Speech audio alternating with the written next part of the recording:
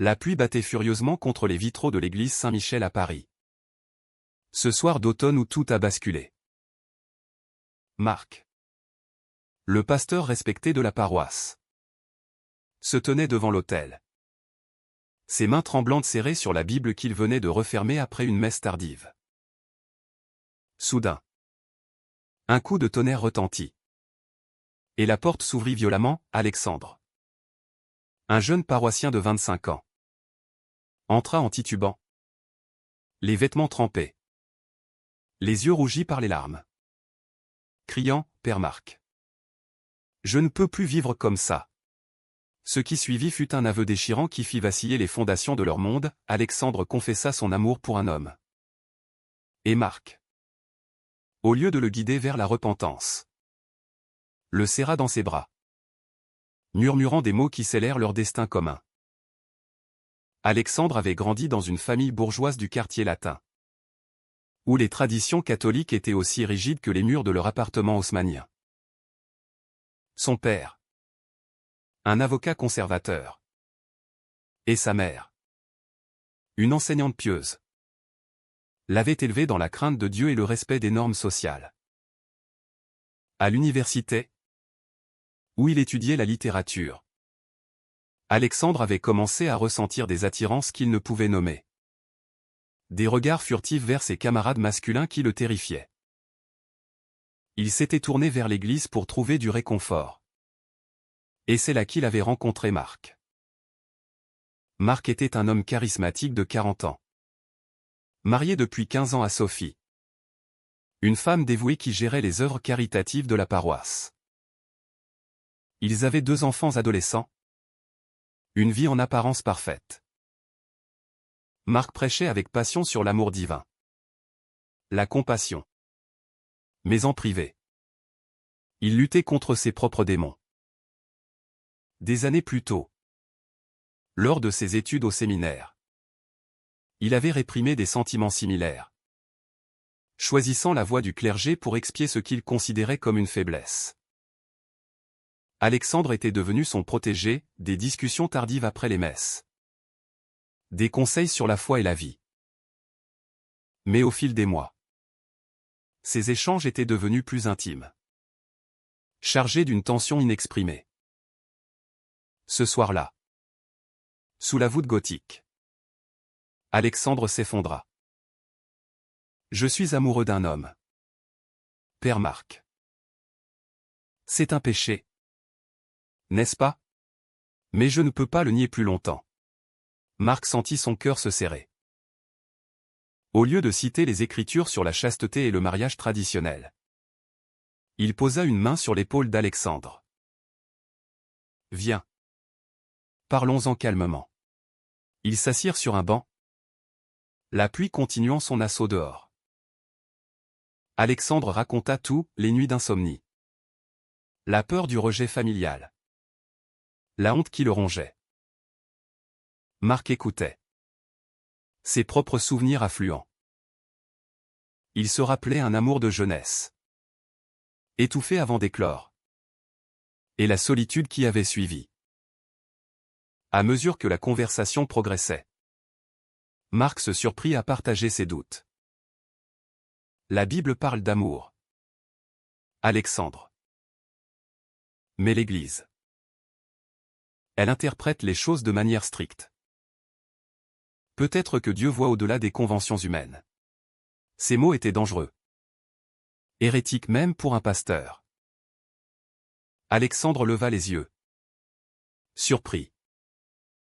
Pour la première fois, il vit Marc non comme un guide spirituel, mais comme un homme vulnérable. Leur regard se croisa.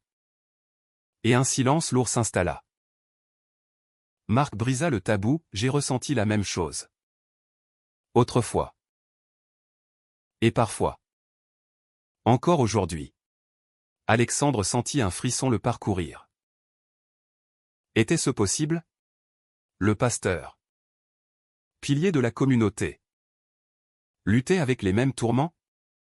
Les jours suivants furent un tourbillon. Alexandre et Marc se rencontraient en secret, Dans les cafés discrets du Marais ou lors de promenades nocturnes le long de la Seine. Ce n'étaient pas des rendez-vous romantiques. Du moins pas au début. Ils discutaient de théologie, de société, de l'évolution des mœurs en France. La loi sur le mariage pour tous, adoptée des années plus tôt, avait divisé l'Église et la société. Marc, publiquement, prêchait la tolérance sans approuver. Mais en privé, il questionnait tout. Si l'amour est pur, pourquoi le condamner, demandait-il à Alexandre, qui buvait ses paroles. Mais les conflits intérieurs s'intensifiaient.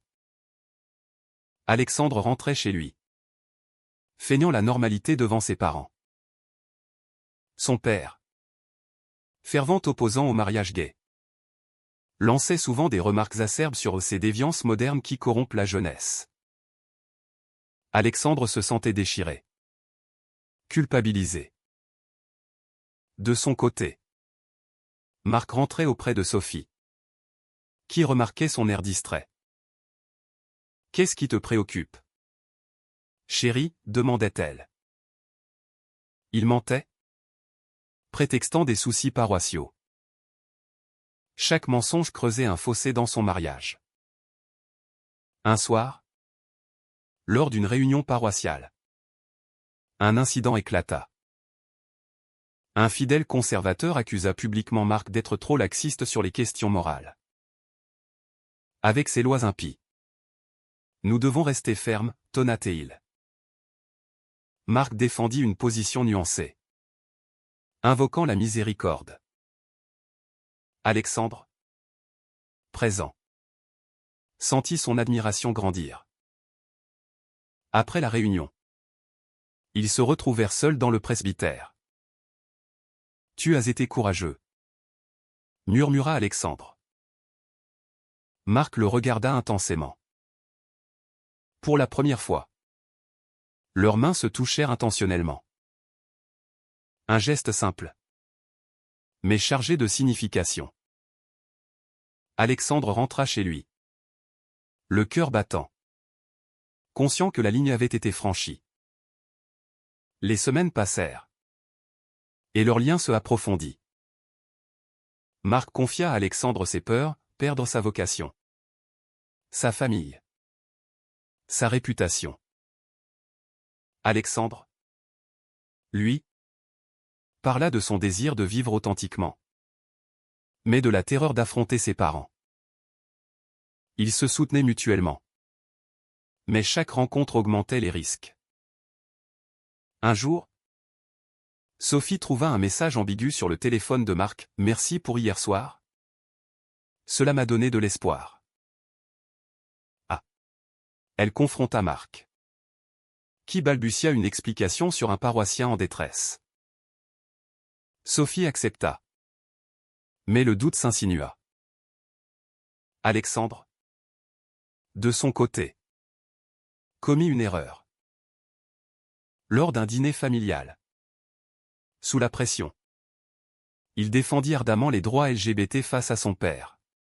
« Papa, l'amour n'a pas de genre », s'exclama-t-il. Son père le foudroya du regard. « Ne me dis pas que tu es l'un d'eux. » Alexandre blêmit, niant farouchement. Mais le site du soupçon était planté. Cette nuit-là, il appela Marc en pleurs. « Je ne sais plus quoi faire. » Marc le rejoignit dans un parc désert. Et pour la première fois, ils s'embrassèrent. Un baiser impulsif, né du désespoir, qui scella leur pacte secret. À mesure que leur relation évoluait, les tensions montaient. Marc se sentait coupable envers Dieu et sa famille. Alexandre envers ses principes. Il savait que cela ne pouvait durer. Mais l'attraction était trop forte. Un choix se profilait, continuer dans l'ombre ou affronter la lumière. Les mois suivants furent un engrenage de secrets et de mensonges qui resserraient leur étau autour d'Alexandre et Marc. Chaque rencontre clandestine. Dans les ruelles étroites de Montmartre ou les chambres anonymes d'hôtels bon marché. Intensifier leurs liens tout en creusant leurs blessures intérieures. Marc. Rongé par la culpabilité. Passer des nuits entières en prière. Implorant le pardon pour ce qu'il considérait comme une trahison envers sa vocation. Seigneur. Pourquoi m'as-tu imposé cette épreuve, murmurait-il dans l'obscurité de sa chambre. Tandis que Sophie dormait paisiblement à ses côtés. Alexandre. Quant à lui. Lutter contre l'hypocrisie de sa double vie. Au travail. Dans une petite maison d'édition parisienne. Il feignait l'intérêt pour les collègues féminines. Évitant les questions sur sa vie sentimentale. Mais en rentrant, il affrontait le regard scrutateur de ses parents. Sa mère, sentant un changement, l'interrogea un soir, « Alex. Tu sembles distant. Y a-t-il une fille dans ta vie ?» Il rit jaune, inventant une histoire fictive pour la rassurer. Chaque faux semblant le vidait un peu plus, le poussant vers Marc comme un refuge. La société française, bien que progressiste sur papier, n'était pas exempte de préjugés. Dans les cercles catholiques que fréquentait Marc, les discussions sur l'homosexualité étaient souvent empreintes de jugement. Lors d'une conférence diocésaine, un évêque influent déclara « L'Église doit protéger la famille traditionnelle contre les assauts du relativisme moral. » Marc, assis au premier rang, sentit la nausée monter. Il pensa à Alexandre, à leur amour naissant, et se tut, choisissant la lâcheté pour préserver sa position. Mais les fissures apparurent. Un paroissien zélé, ayant vu Marc et Alexandre ensemble trop souvent, commença à murmurer. Le pasteur passe beaucoup de temps avec ce jeune homme. Est-ce normal ? Les rumeurs se propagèrent comme une traînée de poudre dans la petite communauté. Sophie, alertée par une amie, confronta Marc une nouvelle fois. Dis-moi la vérité. Marc. Qui est cet Alexandre ? Il n'y a. Prétextant un accompagnement spirituel intensif. Mais Sophie, blessée, fouilla son bureau et trouva des lettres des échanges poétiques sur la foi et l'amour. Signées d'Alexandre. Le choc fut immense. Elle pleura seule, se demandant où elle avait échoué. De son côté, Alexandre fit face à une crise familiale. Son père, informé par un cousin conservateur, l'invita à une discussion sérieuse.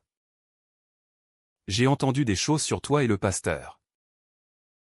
Si c'est vrai, tu nous déshonores. » Alexandre, paniqué, défendit Marc, « C'est ridicule. Papa. Il m'aide avec mes doutes spirituels. » Mais son père insista, « L'Église n'accepte pas ça. » Et moi non plus.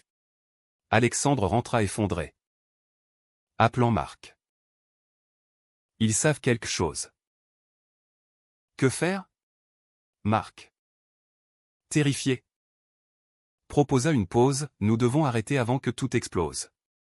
Pourtant, ils ne purent s'y résoudre. Leur amour, bien que platonique dans ses expressions physiques, était profond, ancré dans une compréhension mutuelle des tourments intérieurs. Ils décidèrent de se confier à un ami commun, un prêtre progressiste nommé Père Julien, connu pour ses vues tolérantes. Dans un café discret, ils avouèrent tout. Julien écouta, compatissant. L'amour n'est pas un péché, mais le mensonge l'est. Vous devez choisir, assumer ou renoncer. Ces mots résonnèrent. Mais Marc refusa, je ne peux pas détruire ma famille pour cela. Alexandre, blessé, accusa Marc de cowardice. Et moi? Suis-je juste une face pour toi? Cette dispute marqua un tournant. Alexandre, enragé, commis une erreur fatale, il envoya un message impulsif à Marc, que Sophie intercepta. Je t'aime. Et je ne peux plus me cacher. Sophie, dévastée, confronta Marc violemment. Comment as-tu pu? Avec un homme? Un paroissien. Marc s'effondra, avouant tout. Sophie, en larmes, quitta la maison avec les enfants, se réfugiant chez sa sœur. Je ne sais pas si je pourrais pardonner ça, dit-elle avant de partir.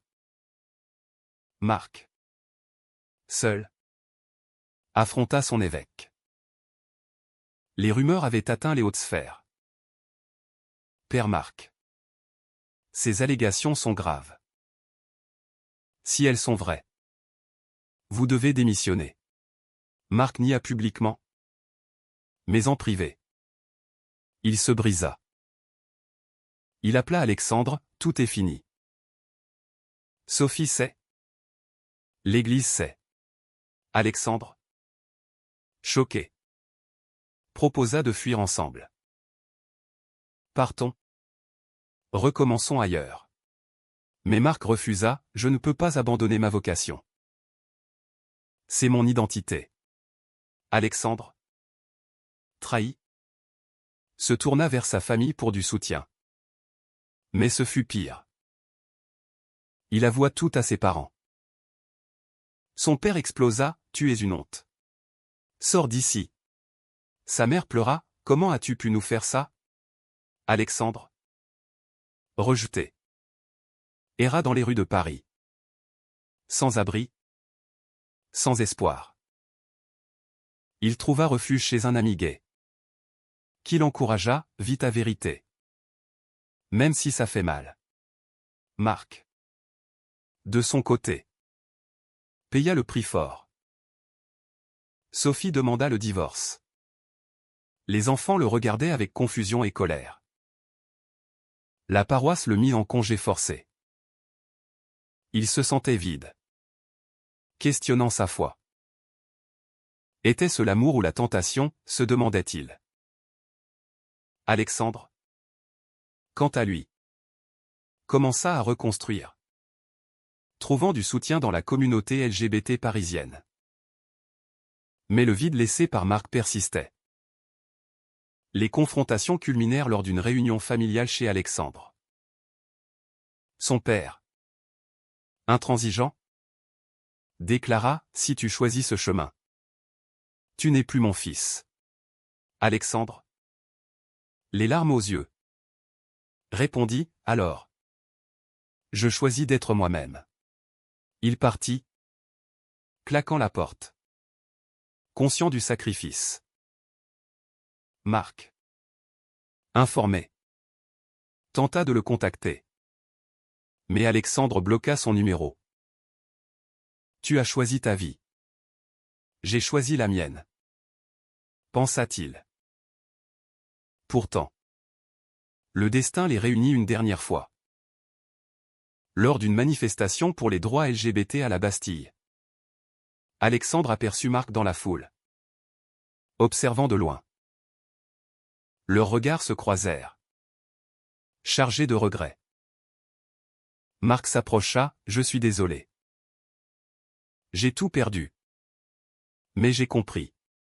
Alexandre, amer, répondit, trop tard. Le mal est fait. Le scandale éclata au grand jour, transformant la vie d'Alexandre et Marc en un tourbillon de jugements publics et de douleurs privées. Les journaux locaux, flairant le sensationnel, titrèrent « Un pasteur parisien impliqué dans une affaire homosexuelle. Marc fut suspendu définitivement par l'Église. » Son nom traînait dans la boue lors de débats télévisés sur la moralité cléricale. Sophie, dans sa colère, avait tout révélé à un journaliste ami, cherchant une forme de vengeance. Il a détruit notre famille pour un caprice. déclara-t-elle anonymement. Marc, isolé dans un petit appartement loué à la hâte, affronta les appels haineux et les regards accusateurs des anciens paroissiens. Alexandre, de son côté, subit l'ostracisme familial. Son père coupa tout contact. Sa mère l'appelait sporadiquement. Suppliante, revient à la raison. Mon fils. Il trouva un emploi précaire comme correcteur freelance. Vivant dans un studio exigu du 18e arrondissement.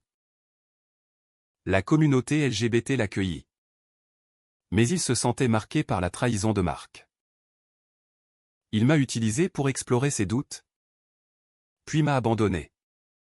Confia-t-il à un thérapeute qu'il consulta pour gérer son anxiété grandissante. Les mots tinrent et pesaient lourd. Marc, en thérapie lui aussi, questionnait sa foi. Si Dieu est amour, pourquoi condamne-t-il le mien? Il lisait des théologiens progressistes, comme ceux défendant une interprétation inclusive des Écritures. Mais les regrets l'assaillaient, ses enfants, adolescents, lui en voulaient. Sa fille aînée lui écrivit, « Papa, comment as-tu pu mentir si longtemps ?» Il répondit par une lettre déchirante, expliquant ses luttes internes. Mais le pardon tardait. Alexandre, poussé par la rage, décida de confronter Marc une dernière fois. Il se rendit à son appartement un soir pluvieux, cognant à la porte. Marc ouvrit. Surpris. « Qu'est-ce que tu veux ?» Alexandre explosa, « Tu as ruiné ma vie. Par ta lâcheté. J'ai perdu ma famille. » Marc, les yeux emplis de larmes, répondit, « Et moi? J'ai perdu tout ce que j'étais. » Leur dispute fut violente. Des mots crus sur la trahison et le sacrifice. Alexandre accusa Marc d'hypocrisie cléricale. Marc répliqua que Alexandre l'avait poussé à franchir la ligne. Mais au milieu des cris, une vérité émergea, leur amour avait été réel, mais destructeur. Cette confrontation marqua un point de non-retour. Alexandre partit, jurant de ne plus regarder en arrière. Il s'engagea dans l'activisme, rejoignant des associations comme SOS Homophobie, canalisant sa douleur en combat pour les droits. Lors d'une conférence, il parla publiquement, « J'ai aimé un homme qui représentait tout ce contre quoi je luttais, la répression religieuse. » Les applaudissements le réconfortèrent. Mais la solitude persistait. Marc, brisé, envisagea de quitter le clergé définitivement. Il rencontra son évêque pour une démission formelle. « Je ne peux plus prêcher ce que je ne crois pas, » avoua-t-il. L'évêque, compatissant mais ferme, accepta. Marc se tourna vers un travail social, aidant les jeunes en crise d'identité. Ironiquement, il devint un mentor discret pour ceux comme Alexandre autrefois. Mais le prix était élevé, ses enfants le voyaient rarement. Sophie refusa tout contact. Les dommages collatéraux s'étendirent. Dans la paroisse, des fidèles se divisèrent, certains défendirent Marc pour sa humanité. D'autres le condamnèrent. Une pétition circula pour une église plus inclusive. Mais elle fut étouffée. Alexandre, informé, se demanda si leur histoire avait au moins semé des graines de changement. Une trahison finale survint quand un ancien ami de Marc, jaloux de sa chute, révéla des détails intimes à la presse. Alexandre fut nommé. Son employeur le licencia sous prétexte de distraction médiatique. Furieux, il poursuivit en justice pour diffamation, gagnant un maigre dédommagement. La société dit progresser. Mais les préjugés persistent, pensa-t-il. Marc, apprenant cela, tenta une réconciliation.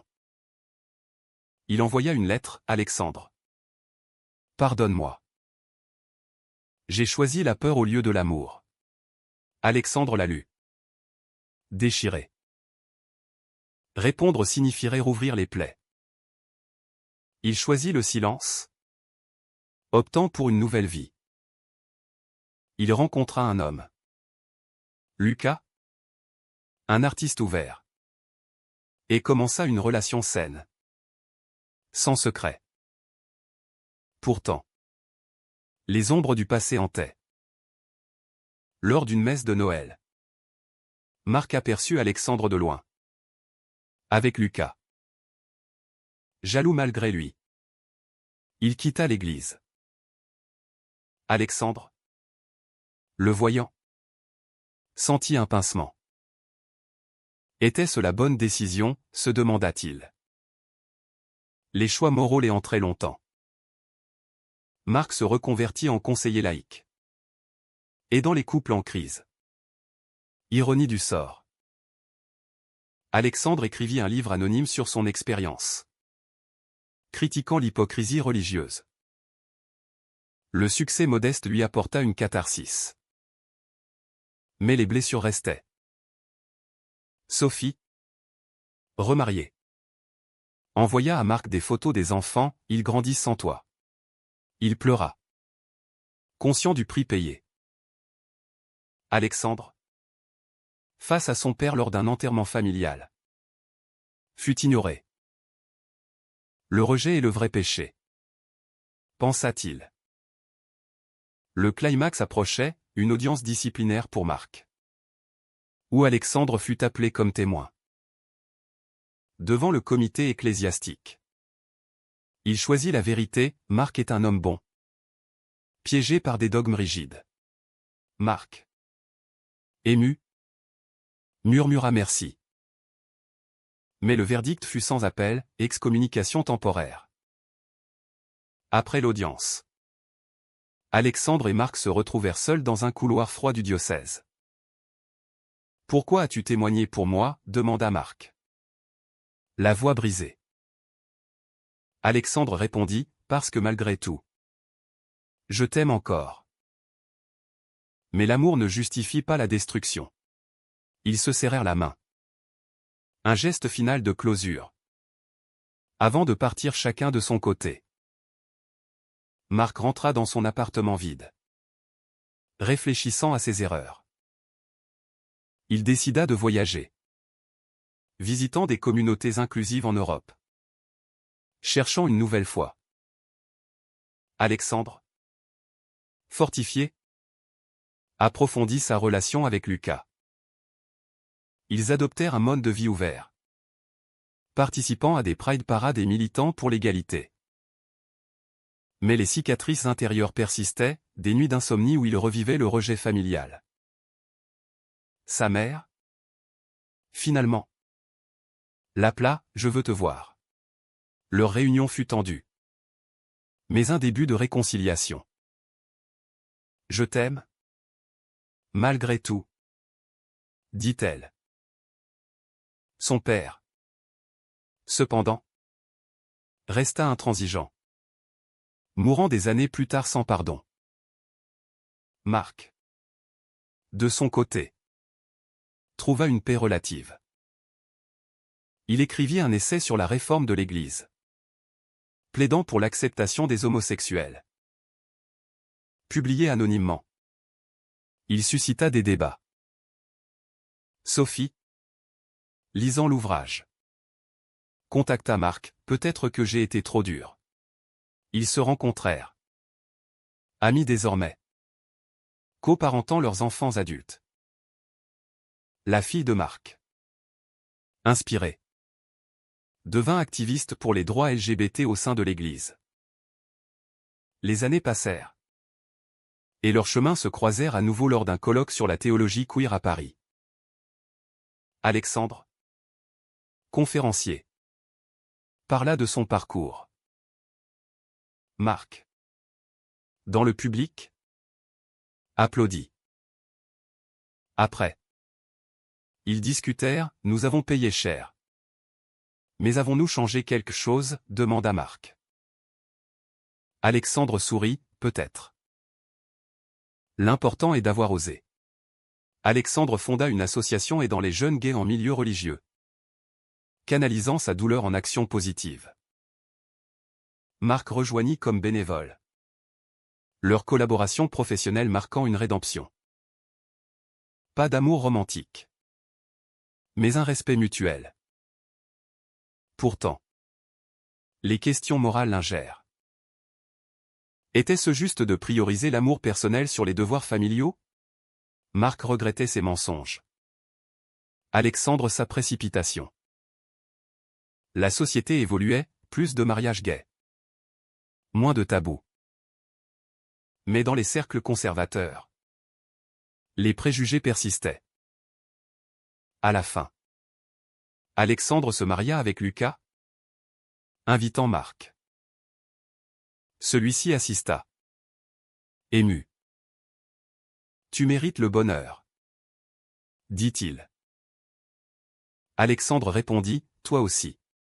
Leur histoire devint une légende discrète, inspirant d'autres. Mais le vrai réveil vint quand Marc, âgé, confia à un journaliste, j'ai aimé un homme. Et cela m'a coûté tout. Mais cela m'a aussi libéré. L'article fit sensation, divisant l'opinion. Était-il juste que Marc ait sacrifié sa famille pour son identité personnelle? Ou aurait-il dû réprimer ses sentiments pour préserver l'harmonie sociale?